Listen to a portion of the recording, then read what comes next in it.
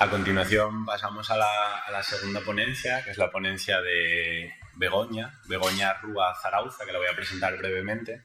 Ella es doctora en filosofía por las universidades de París y de Barcelona, ¿no? Con una tesis sobre Paul Ricoeur, el filósofo francés. Y en la actualidad Begoña es profesora de filosofía en la enseñanza secundaria. Y el título de su comunicación es La fisiocracia, una economía fundada en la naturaleza, supuestos teóricos en línea con los planteamientos agroecológicos y ecofeministas del presente. Gracias, David, y bueno, gracias a todos los asistentes. Gracias. En primer lugar, dar las gracias por la asistencia, comentar que no soy especialista en economía, ni mucho menos, como quisiera, y tampoco en ecofeminismo ni agroecologismo. Pero sí que es verdad que con el motivo de esta reunión, de este congreso de pluralidades, yo pensando en cómo podría yo contribuir, no sé qué, por dónde llevarlo, pues busqué información y di con un tratado de filosofía rural francés de mediados del 18 que coincide con la fisiocracia. Tiré de ese hilo, me pareció muy interesante y bueno, pues aquí un poquito voy a exponerlo. Voy a hacer una lectura muy rápida porque son 9 páginas. Sé que a veces no sabes hacer como Jorge, que bueno, lo presentamos y lo explicamos o pierdes detalle. Bueno, yo lo voy a intentar leer rápido, se perderán cosas, igual me paso, pero me frena David y después, bueno, pues si a alguien tiene interés, le puedo pasar información. Bueno. Esta comunicación se plantea el análisis de la fisiocracia, el movimiento de economía política centrado en el mundo rural que surge en Francia a mitad del siglo XVIII. Para ello se parte de los trabajos y de las publicaciones de economistas y de especialistas en historia de la economía e historia del pensamiento económico. La bibliografía existente es inabarcable, máxima en el contexto de una comunicación. No obstante, hay ciertas coincidencias respecto a las fuentes y ellas no las mencionamos. La mayor parte de la producción aquí analizada, por otro lado, está publicada en francés e inglés con algunas aportaciones en español. La exposición se divide en los siguientes apartados. En primer lugar, se tratan aspectos relativos al origen, autores, contexto y principales elementos de la economía fisiocrática. Seguidamente, se alinean supuestos teóricos y la fisiocracia con planteamientos agroecológicos y ecofeministas del presente. La versión canónica de la fisiocracia depende en gran medida de las interpretaciones del economista francés Eugène David, editor de las obras de los fisiócratas y de los escritos de Karl Marx. En general, se distingue a los fisiócratas de otras formas de economía política por su defensa del capitalismo agrario, considerado superior a las demás actividades económicas en general y particularmente superior a la industria. Los fisiócratas sostienen que la riqueza de las naciones procede del producto neto y el único sector económico capaz de generar tal producto es el sector primario, particularmente el medio agrario.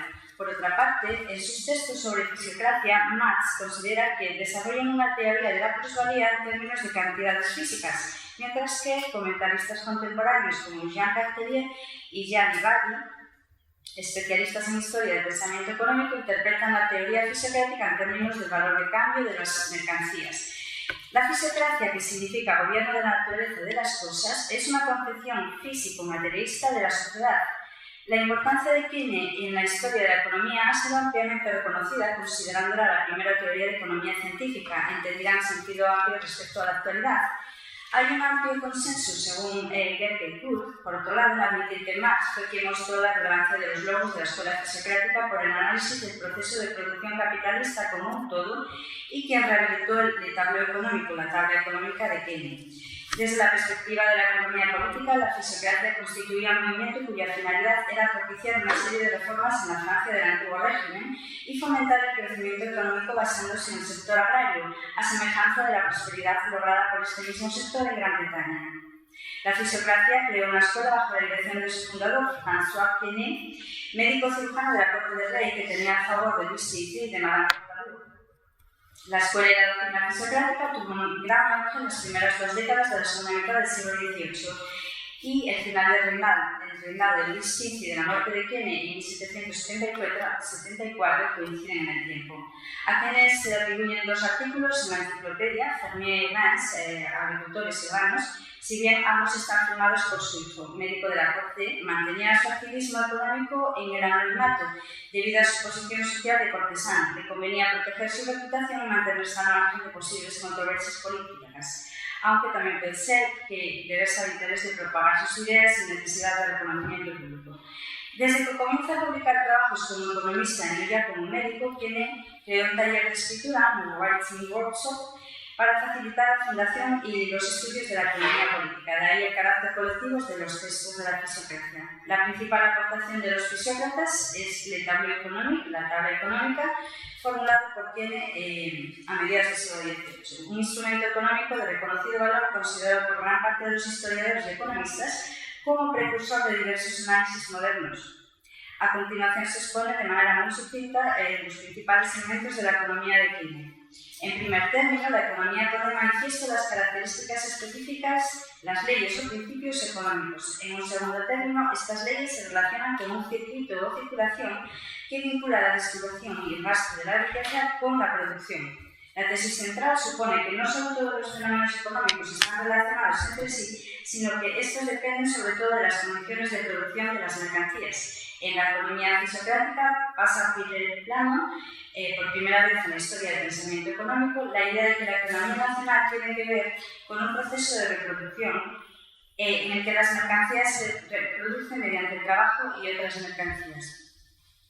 Como consecuencia de esta construcción, se requería un estudio de los bienes materiales que constituyen los bienes insumos para garantizar el proceso técnico y social de reproducción en la economía. De este modo, los fisiócratas desarrollan un análisis cualitativo, pero también cuantitativo de las condiciones de reproducción que hacen que se genere una producción superior al capital inicial empleado.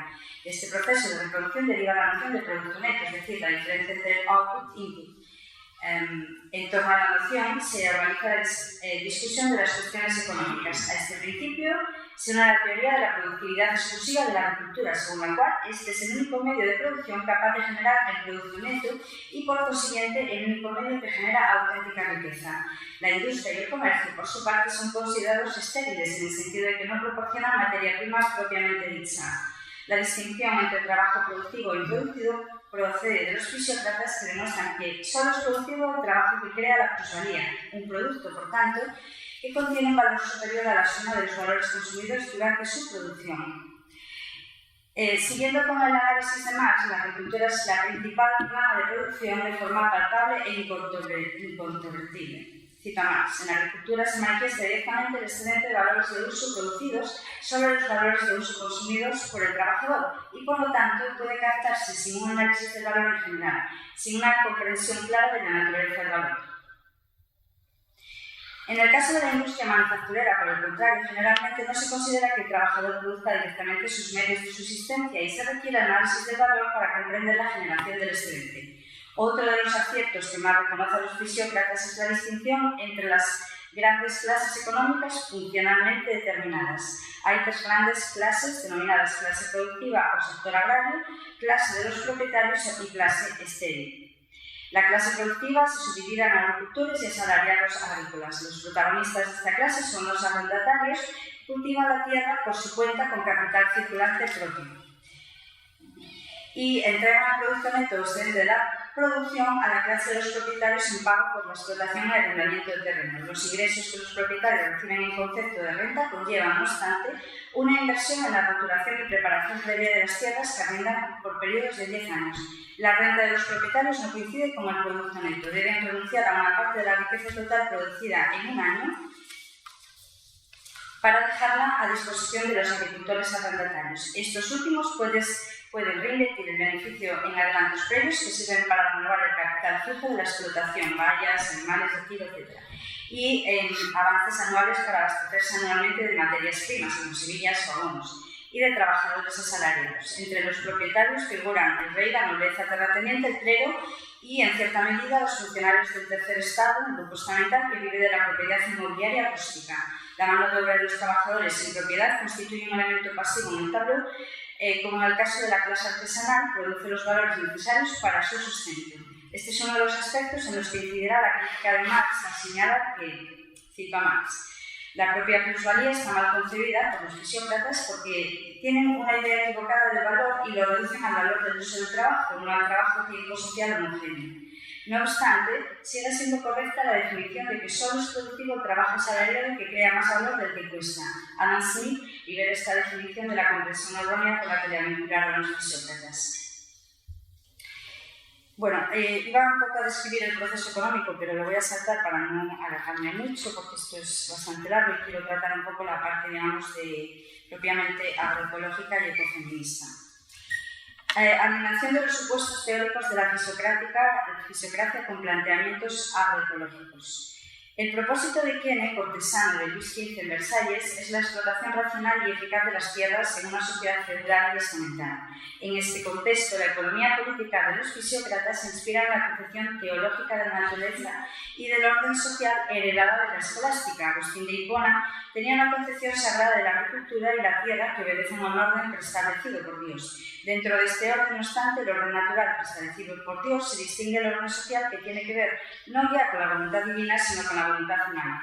Los empiristas ingleses, concretamente Locke, mantienen la concepción escolástica que distingue entre las leyes deterministas de la naturaleza y las leyes de la libertad del ser humano. A imagen y semejanza del Creador, el ser humano tiene la capacidad de realizar un acto de creación consciente y libre. De este acto de creación, que equivale al trabajo humano y su obra, surge el origen y legitimación de la propiedad y el valor económico de los bienes. En la misma línea de la concepción heredada de la escolástica, aunque con importantes diferencias, los fisiócratas van a legitimar el derecho a la propiedad y el orden social vigente. A la base de la teoría del derecho de la propiedad está el derecho romano clásico, que, como según Gustavo Bueno, vincula el concepto de persona al derecho de propiedad. El concepto de persona, cuya plenitud se alcanza con el pater familias, va asociado a través de la doctrina del estatus a la propiedad. De ahí que los esclavos y menores no sean considerados como personas en sentido pleno. La noción de persona como sujeto libre propia de la tradición cristiana liga el derecho romano a la libertad de espíritu, transponiendo la propiedad a sí mismo.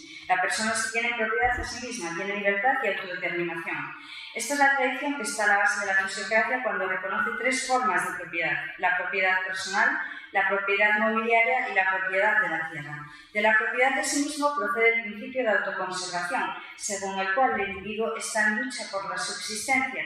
Del derecho natural a la supervivencia, los fisiócratas derivan el derecho a la propiedad mobiliaria y terrateniente, pues aseguran los medios de subsistencia. Como la propiedad de la tierra está vinculada a una cierta organización social, se considera el origen de la sociedad civil.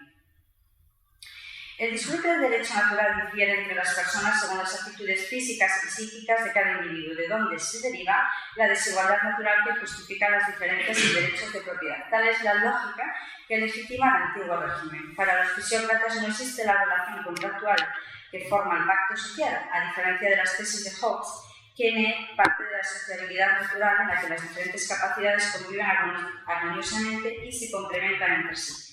La propiedad privada se sustenta en la circulación de los intereses de cada una de las partes involucradas: el interés de los propietarios terratenientes, el interés de los miembros de la sociedad menos favorecidos por la naturaleza. La propiedad terrateniente se halla en la cúspide social porque la agricultura es el medio de producción capaz de garantizar el aprovisionamiento de bienes de subsistencia. Entonces garantiza el derecho natural a la supervivencia al conjunto de la sociedad, y el rol del Estado es el de velar por la preservación del derecho de la propiedad para el bien de toda la sociedad. Tal es la lógica que rige una economía política sujeta a intereses estamentales del antiguo régimen y que ha mantenido en la oscuridad y en el equívoco los logros técnico-científicos de la teoría económica a la base de la filosofía rural y del tablero económico de Quene y Marigot. No obstante, los fundamentos teóricos y obsoletos y legitimadores de formas de injusticia social en la economía política de los fisiócratas, cabe rescatar elementos susceptibles de ser alineados con las inquietudes ecológicas y ecofeministas del presente a través de autores contemporáneos como Romuald Dupuy y Catherine Larrey. En su artículo sobre la fisiocracia y la economía de la naturaleza, una contribución al desarrollo durable, Dupuy asegura que la noción de una economía fundada sobre la naturaleza adquiere una nueva actualidad respecto al desarrollo sostenible. La necesidad de preservar el desarrollo sin comprometer el equilibrio del ecosistema natural contrasta con las teorías tradicionalistas de economía y pone el acento en los aspectos biológicos de la actividad productiva. La visión preanalítica y estandarizada de la economía clásica, como puede ser la síntesis keynesiana, concibe la economía como un sistema aislado, como un flujo circular de intercambio de valores entre firmas y empresas. El problema es que el sistema económico no es un sistema puramente aislado, sino un subsistema que se desarrolla en el interior del ecosistema planetario, que es finito y limitado.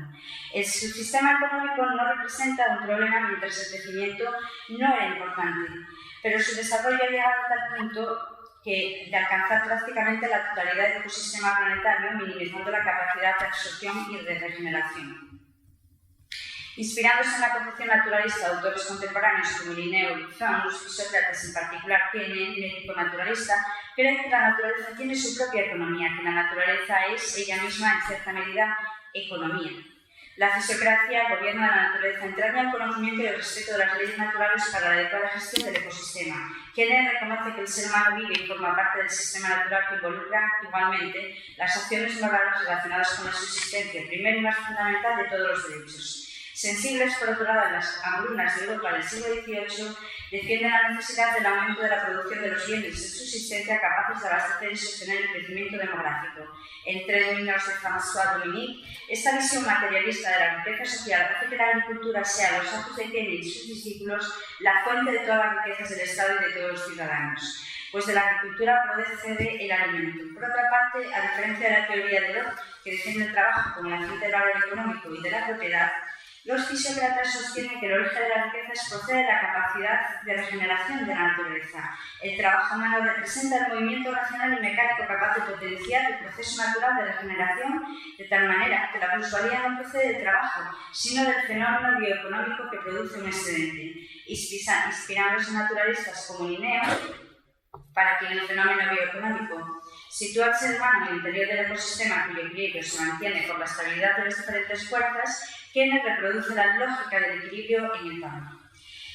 De la teoría a la praxis, los proyectos ecofeministas. El ecofeminismo, según Laguerre, se desarrolla sobre todo en el mundo anglosajón, aunque fue introducido por la francesa Françoise Dubon en 1974. Desarrollado de forma independiente a partir de los años 80, la corriente ecofeminista enfoca la reflexión en las conexiones entre la dominación de los hombres sobre la naturaleza y sobre la que ejercen sobre las mujeres. El objeto de extender la concepción de las mujeres en la ética ambiental, que hasta entonces se centraba en la relación entre el hombre y la naturaleza sin preguntarse de qué hombre se trataba, en su artículo El ecofeminismo, feminismo ecológico, ecología feminista, la autora distingue entre el ecofeminismo cultural, que examina la estructura conceptual de la modernidad occidental, y el ecofeminismo social implantado en los países interfeministas. En este último caso, a las relaciones de dominación de las mujeres y la naturaleza se suma la dominación colonial y poscolonial. Esta última relación pone manifiesto la herencia de los países del sur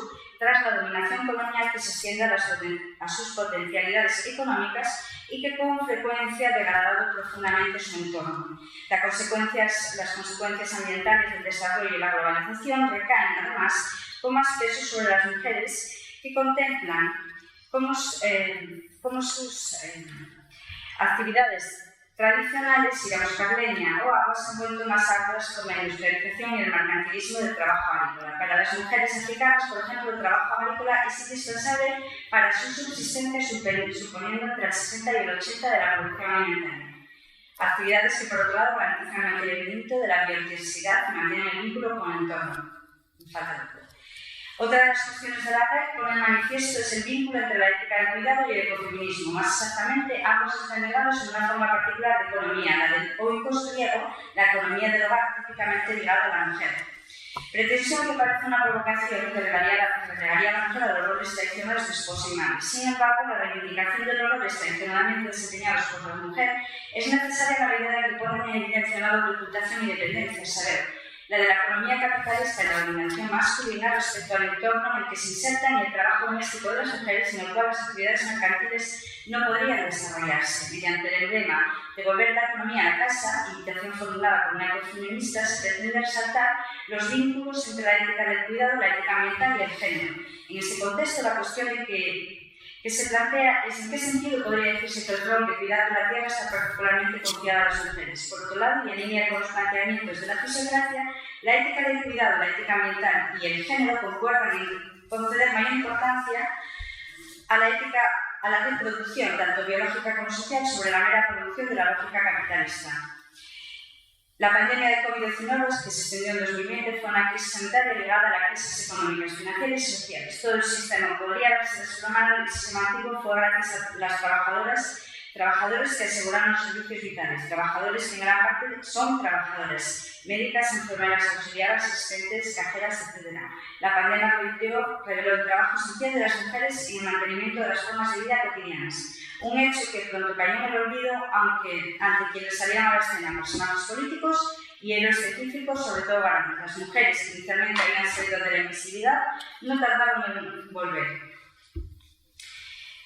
Voy a saltar un poco. Lo que revela tanto la pandemia como el estudio ambiental es que la continuidad de la vida biológica e incluso social depende del cuidado. El hacerlo visible y el plantearse la razón de su invisibilidad son cuestiones abiertas. No obstante, la red sostiene que el paradigma de la permanencia del cuidado a largo plazo no es la producción, sino la reproducción. En consecuencia, la actividad ecológica no se ocupa tanto de la fabricación cuanto del mantenimiento. Muchas ecofeministas están de acuerdo en sostener que muchas de las cuestiones ambientales tienen que ver con la reproducción entendida en el conjunto de las cosas banales de la vida cotidiana.